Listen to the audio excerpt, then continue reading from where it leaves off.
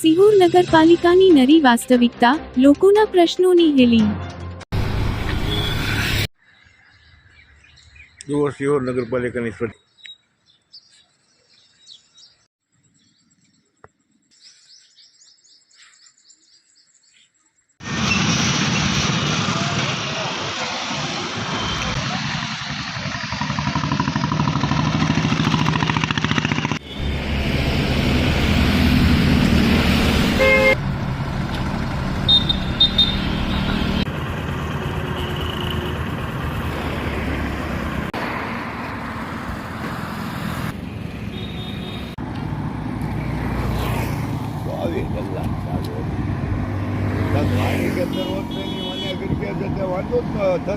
જમી ગયા.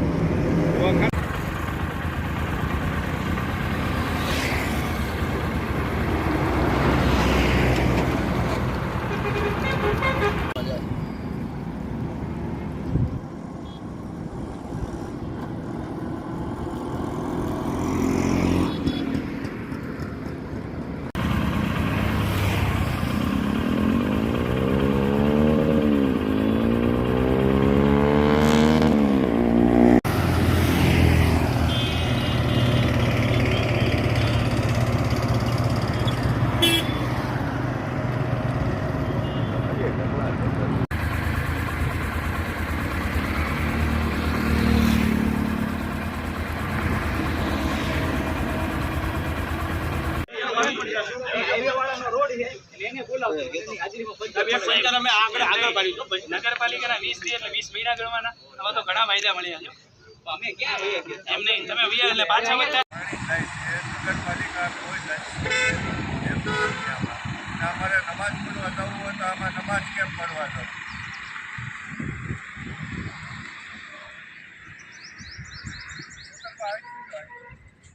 તમે બોલો અહીંયા અમરાઈ છે આ પાણી રોજ ઉભરાય છે અને માણસોના સાટા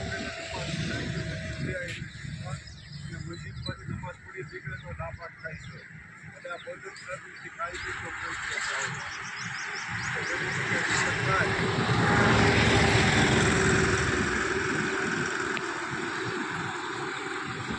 અમારે કાકા નમાજ પડવા જવું હોય તો કેમ જવું? આમાં વહેલી તકે આ એવું કરાવો તો આ ઉભરાય છે ગટરને કોઈ સાફ કરી છે?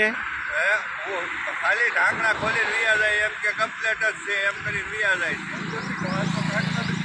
કોઈ કાંઈ વસ્તુ જોતા નથી, ખાલી ઢાંકણું ખોલે.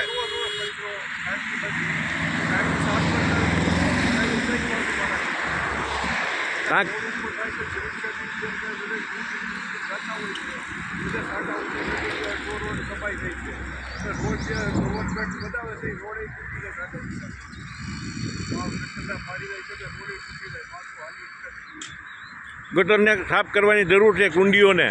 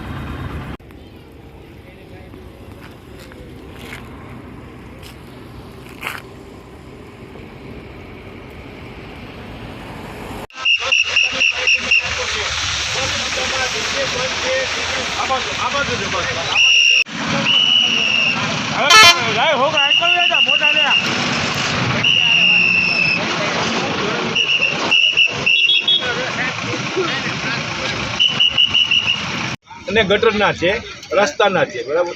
પાણીની લાઈનો તૂટી જાય છે, એના વાલ્વ લીકેજ છે, વાલ્વમાં કોઈ રિપેરિંગ કરતું નથી, તૂટી ગયેલી લાઈન કોઈ રિપેર કરતું નથી. આ ગટરના પાણી આજે આખા અમારા વિસ્તારમાં જે આપણે ગરીસાબીની દરગાહ છે એની પાસેના ગ્રાઉન્ડમાં આખું પાણીનું ગંદા પાણીનું ભર્યું છે, બરાબર. અમારે ક્રોસ થવું હોય, મસ્જિદમાં જવું હોય તો ગંદા પાણીમાંથી પસાર થવું પડે છે. એટલે અમારો પ્રશ્ન એક જ છે કે જેટલી સિહોરની અંદર ગટર ઉછળકાય છે એ બધી બંધ કરો. અમારો પાયાનો પ્રશ્ન આવડો છે. પછી નિયમિત પાણી આપો, નિયમિત સફાઈ કામ આપો, નિયમિતતા કોઈ આ કર્મચારીઓની કોઈ નિયમિતતા નથી.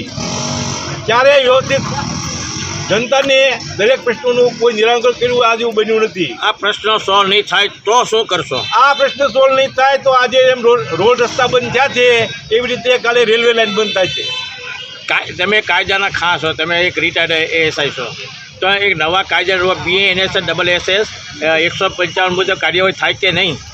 શેની આ અધિકારી ઉપર અધિકારીઓ પર બધી કાર્યવાહી થાય, પણ કોણ કરવાનું એના ઉપર? આપણે નગરપાલિકાના જવાબદાર અધિકારી તરીકે SDમાં ફરિયાદ કરી શકો છો. 155 થાય, કરો. 256 થાય, 258 થાય, બધું થાય. પણ કરો. બરાબર. અમે 3 વખત લેખિત દઈશું, 3 વખત ચીફ ઓફિસર સાહેબને. 3 વખતમાં અમને પ્રત્યુત્તર નહીં મળે તો અમે ડાયરેક્ટ કોર્ટમાં લઈ જઈશું. ઓકે.